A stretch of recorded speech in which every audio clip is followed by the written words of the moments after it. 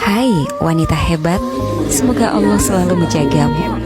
Terima kasih telah berusaha tersenyum di hadapan semua manusia meski berkali-kali tangismu pecah saat berada di hadapan Rohmu. Semoga kesungguhanmu dalam menjalankan ujiannya dengan penuh kesabaran dan keikhlasan dapat memperberat timbangan amalmu kelak di akhirat. Tetap semangat ya. Siapa bilang kamu harus selalu sempurna, kuat, dan terlihat ceria?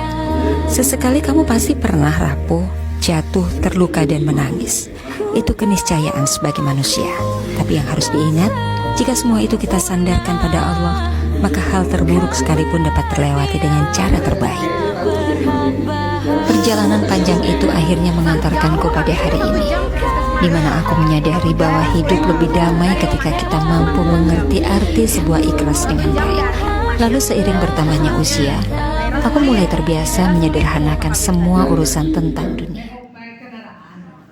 Tapi ada dalam kurungnya daerah sulit gitu.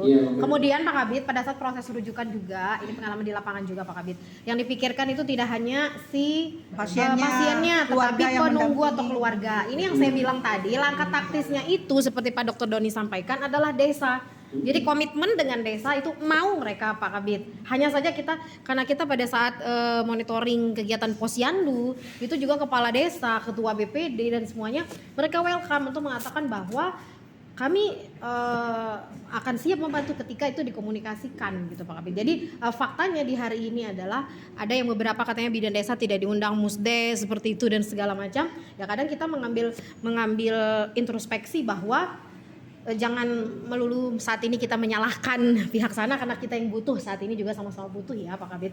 Artinya mari kita cooling down untuk bisa ayo kita datangi desanya untuk membangun koordinasi itu gitu. Seperti Pak Dr. Doni katakan tadi, kami gampang minta di desa ya, sama dengan dapat. Nah sama dengan di Buir juga contoh kasus yang Pak Kabid.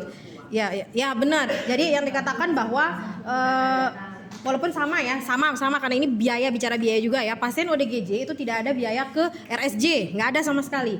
Tapi ketika ini sudah membahayakan, kami advokasi, kami coba dikeluarkan oleh desa biayanya yang notabene jauh lebih banyak dibandingkan dengan biaya yang dibutuhkan ke RSUD sini itu Pak Kabid. Tuh. Soalnya kalau pada kasus ini Bu Dokter, kayaknya memang masalahnya itu di situ. Ya. Ini masalah dia butuh kepastiannya ini Pak Kabid. Biaya kepastian biayanya ini gitu. Seperti itu. Yang ingin saya indikan itu supaya teman-teman di puskesmas itu menyampaikan itu biaya itu satu bisa menyusul surat-surat itu, biaya bisa lewat bansos. Nah untuk intinya baru nanti berembuk ya, di belakangan dengan desa juga misalnya kan desa artinya kalaupun ini dibantu oleh bansos oleh nanti dia akan mengurus BPJS selanjutnya. Desa minimal biasanya akan mengatakan bahwa jalan dulu mereka akan ini seperti itu untuk memberi bantuan. Mungkin perlu juga ada pendekatan khusus dari teman-teman KUPT terhadap kepala desa karena mereka itu kepala desa ini banyak dananya 20% untuk kesehatan khusus itu supaya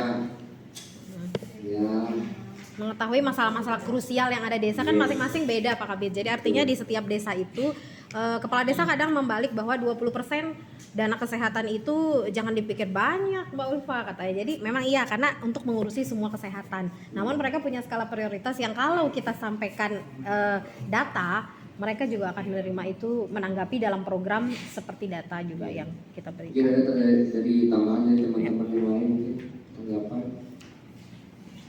kompleks ini masalahnya KTD.